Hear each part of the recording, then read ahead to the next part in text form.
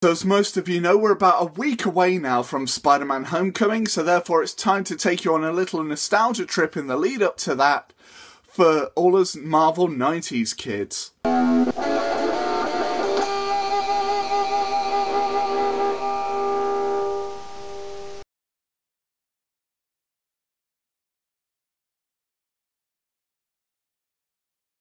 Spider-Man the Animated Series, featuring the voice cast of Christopher Daniel Barnes, Edward Asner, Sarah Ballantyne, Roscoe Lee Brown, Linda Gary, Jennifer Hale, Gary Imhoff, and Rodney Salisbury. So Spider-Man the Animated Series starts off very simple in its first season, where it's just a case of establishing who Peter Parker is in this universe and what he does, who his friends are, what his Aunt May has to deal with, and of course it sets up the main cast of villains in this season and does a really good job with it.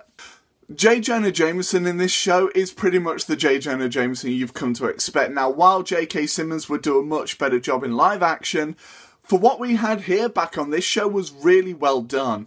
Now, the only thing that does get annoying here is the fact that Spider-Man does interior monologue a lot and think out loud, but I guess you can kind of say that's to be his own exposition, even though some of the other characters do that quite well. Now, as each season goes along, like I said, with season 1, the big arc you get is the Alien Costume Saga, which is really well done and definitely so much better done than it was in Spider-Man 3. I'm just throwing that out there. But also with season 1, you get to see things like the Spider Slayers, the Scorpion, Doc Ock, the Hobgoblin. But as we get into the second season, this is where things start to pick up and we start getting series-long arcs.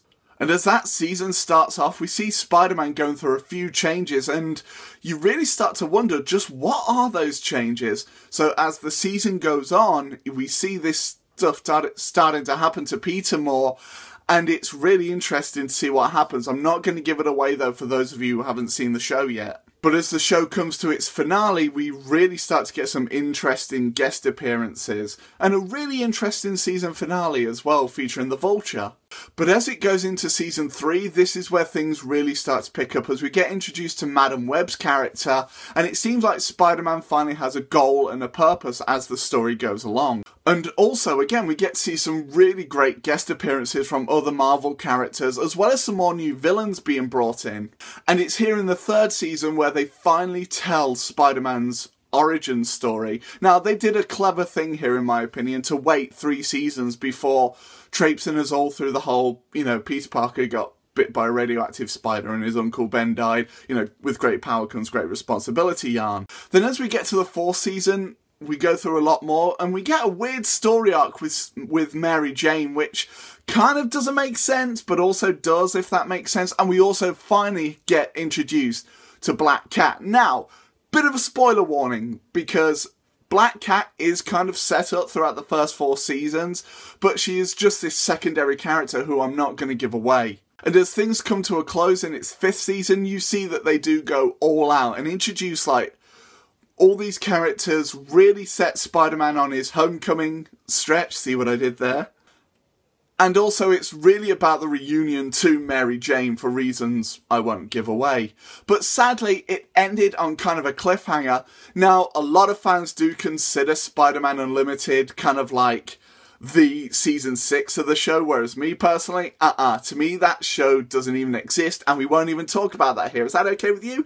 Good. So without further ado, the Spider-Man animated series really gave us as great an interpretation of Spider-Man as I think we will ever get in animated form. And while the Spectacular Spider-Man series came close, I don't think anything will ever top the 90s animated show. My final verdict on the whole series is nothing else but a full 10 out of 10. Thanks for watching this, guys, as always. Now it's over to you, so feel free to comment below with some of your favourite memories of Spider-Man the Animated Series. And as always, guys, if you are new to my channel, feel free to click here to see more and subscribe, as I do make new videos as often as I can. And don't forget to click that bell so that you're always notified of whenever a future video is posted. So therefore, I will see you all on the next one, and take care.